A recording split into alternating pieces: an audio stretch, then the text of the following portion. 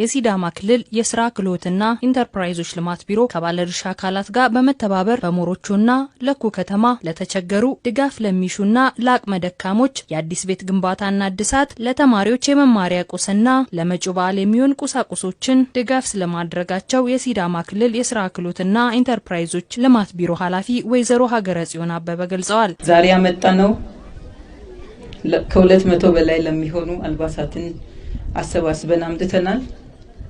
እንዲሁም ለ60 ተማሪዎች የትምህርት ቁሳቁስ 3 አዳዲስ ቤቶችን ለመስራት 10 ደግሞ የሚጠገኑ ቤቶችን ወስደን ድጋፍ አድርገን ለመጠገን ነው የመጣነው። ኃላፊዋ መልካምነት መተባበርና በአንድ መቆም የኢትዮጵያውያን መገለጫ ስለመሆኑም ገልጸዋል። ለድጋፉ እጃቸውን በመዘርጋት በቦታው የተገኙትን ሁሉ ወይዘሮ ሀገረ ጽዮን አመስግነዋል። መልካምነትን በጎነትን መስራት ለሚሰራለት ሰው ብቻ ሳይሆን ለሰሪውም ትልቅ ጥቅምና ዋጋ ያለው ነው።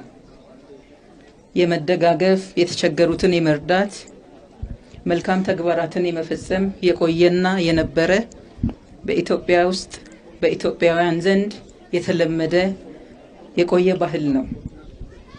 የመደጋገፍ ባህል ሲነሳ ስለ ኢትዮጵያውያን ነው የሚነገረው። ያላችሁ ነገር ከጎደሏችሁ ቆርሳችሁ ከኪሳችሁ ገንዘብ በማዋጣት የቢሮአችን ሰራተኞች፣ የኤጀንሲ ሰራተኞች፣ የኮሌጅ ሰራተኞችና አመራሮች በግልም በመንግስትም ከልጆቻችሁ ከራሳችሁ ልብስ ቀንሳችሁ ያመጣችሁና ለዚህ በጎ ተግባር ተነሳስታችሁ ዛሬ እዚህ የተገኛችሁ ሁሉ ትልቅ ተግባር ነው የሰራችሁት። ያደረጋችሁት ሁሉ በጣም ማመስገን እፈልጋለሁ። የለኩ ከተማ አስተዳደር ከንቲባ የሆኑት መንግስቱ በቀለ ለከተማዋ ነዋሪዎች ስለተደረገው ድጋፍ አመስግነዋል። ከ200 በላይ ወገኖችን አልባሳትና ከ60 በላይ ተማሪዎችን የትምህርት ቁሳቁስ የትምህርት ግብአት ደብተርና እስክሪብቶ አዘጋጅታችሁ በመምጣታችሁ በከተማችን አስተዳደርና በከተማችን ሕዝብ ስም እጅግ በጣም አድርጌ ላመሰግናችሁ እወዳለሁ። የቤት ግንባታና ድጋፍ የተደረገላቸው የሞሮቾና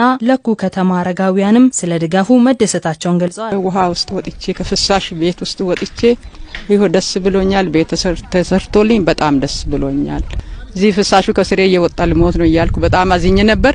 በጣም ደስ ብሎኛል። ተሰጡኝ ይኸው የተሰጠሁት እግዚአብሔር የእድሜ ባለጠጋ ያርጋቸው ልብስ ሰጡኝ።